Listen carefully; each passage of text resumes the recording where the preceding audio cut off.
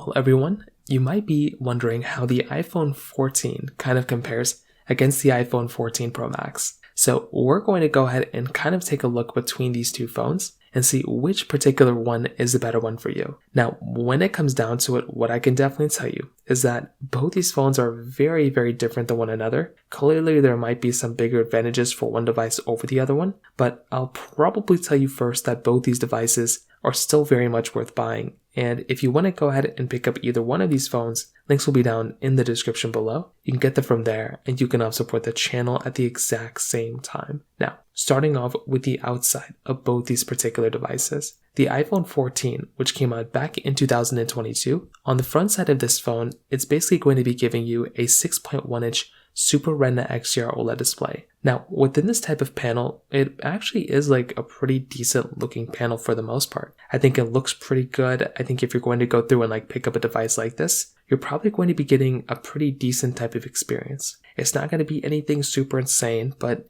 for a panel like this of this day and age, it definitely doesn't look too bad. It's a 60 Hz panel and 1200 nits of brightness. Now, that right there could be one of the bigger downsides of like kind of going through and like picking up this type of phone, right? Like if you're going to go through and like pick up a device, you probably want a phone that is going to hold up a little bit better from that particular standpoint. And that is essentially kind of what's happening here for the most part. Like you're going to be stuck kind of buying a phone that might be giving you a little bit of like a lackluster experience. Although it's not the biggest deal in the world, that could just be one of those types of other issues that you might run into. So from the panel side, from that side, that kind of covers it up there. Now, on the iPhone 14 Pro Max, this phone is definitely going to be giving you a much bigger sized, 6.7-inch LCPO Super Retina XDR OLED display. So this type of panel, in almost every single way you can imagine, is definitely going to be a much bigger sized panel, right? So that's kind of what ends up happening here, right? If you're going to go through and pick up a device, that type of panel, that type of display, not only is it going to be bigger, but it's also going to look so much better. It's going to be, 120 Hertz display, which again, that in of itself is a very nice thing to have. It's also basically going to be giving you like a 2000 nits of brightness display, which again, that in and of itself is another one of those really nice things to basically have there as well. So if you're going to go through and like get a certain device, it is actually really nice to be able to go through and get a panel like this because it's going to hold up very well, at least decently well for the most part. And that is something that's very nice to have because if you're going to go through and like pick up a device, like I stated, this is going to be a really important thing to keep in mind there from that particular side. So at least in my personal opinion, I'm a really big fan of the way these particular devices can hold up from that particular side as well. Now on top of that, another super important thing to keep in mind here too is the fact that between these types of devices, you're still going to be able to go through and get a really good type of experience when it comes down to maybe some other areas of these devices too. They're both giving you lightning ports at the bottom. They're both essentially going to be giving you the same type of layout for the most part as well, kind of throughout the bodies. But the iPhone 14 Pro Max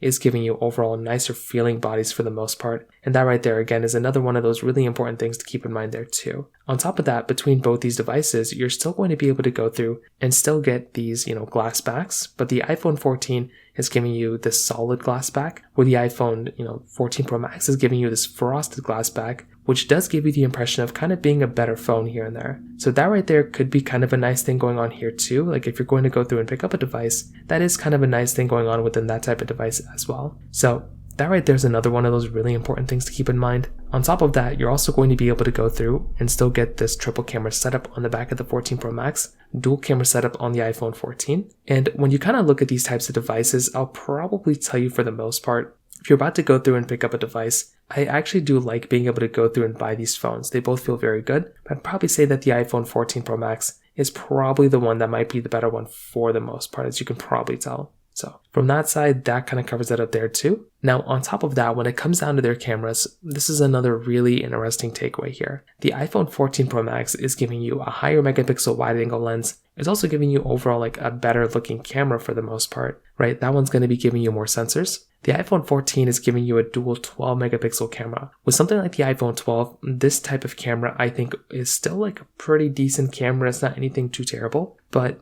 definitely when it comes down to both, I do think the iPhone 14 Pro Max is probably the winner here when it comes down to that side. Because if you're wanting the phone that is going to be giving you a better overall experience, it does kind of make sense to kind of look at something like an iPhone 14 and or 14 Pro Max and think to yourself that that's going to be the better camera. So once again, from that side as well, that's another one of those big key takeaway areas to kind of keep in mind there too. Now, when it comes down to software longevity, both these phones are basically going to be giving you essentially the same type of software longevity for the most part. So it's not really like one's going to be lasting like way longer than the other one. They're both going to be essentially lasting for the same exact amount of time. So nothing is really going to end up changing there. So I think that again is one of the big things to keep in mind. If you're wanting the phone that is going to be lasting for like a longer period of time, I probably would tell you, I mean, you're going to be getting almost the same, but there's a chance the iPhone 14 Pro Max could end up lasting for a longer period of time just because it has like a newer, more powerful phone, better chipset. That could end up happening, but if it does happen, I think it's going to be quite rare if it ends up happening, but there's still a chance. But we're going to have to kind of wait and see what happens there. But in my personal opinion, that's going to be another thing we're going to have to kind of wait and see what ends up happening here for the most part as well. Now, on top of that, another very important thing to keep in mind here too is the fact that between both these devices, the battery lives are very different. The iPhone 14 Pro Max's battery life is probably going to end up being overall better than the iPhone 15's, than the iPhone 14's. So that right there is going to be another very important thing to keep in mind here too. Because if you're wanting the phone that is going to be giving you an overall better experience, once again, it is probably going to come in the tail of the iPhone 14, Pro Max. So that right there is going to be another one of those really important things to keep in mind there too, when it kind of comes down to it from that particular situation as well. Now, on top of that, another important thing to keep in mind here too is the fact that between these two phones, the iPhone 14 Pro Max is essentially going to be giving you a device that is going to be giving you that Apple A16 Bionic chip inside of it with basically, 6 gigabytes of RAM, where the iPhone 14 is giving you the Apple A15 Bionic chip inside of it with 6 gigs of RAM inside of that particular phone. So there's still a very high likelihood that between both these types of devices, the iPhone 14, Pro Max is definitely going to be the overall faster phone when it comes down to it. Like if you're wanting the overall faster device, and definitely without a doubt, the 14 Pro Max is going to be the faster one. It's giving you a better chipset, a more powerful type of phone. And that one is the one that makes a lot more sense for me to recommend than something like the iPhone, 14. But I think the 14 is still okay. It really just depends on like what type of project, what type of, work you're kind of doing on your phone. Like if you're kind of doing like kind of basic work for the most part, then maybe the 14 would kind of be okay. But even at that point, I still think there's way better options out there for you as well, like the 14 Pro Max.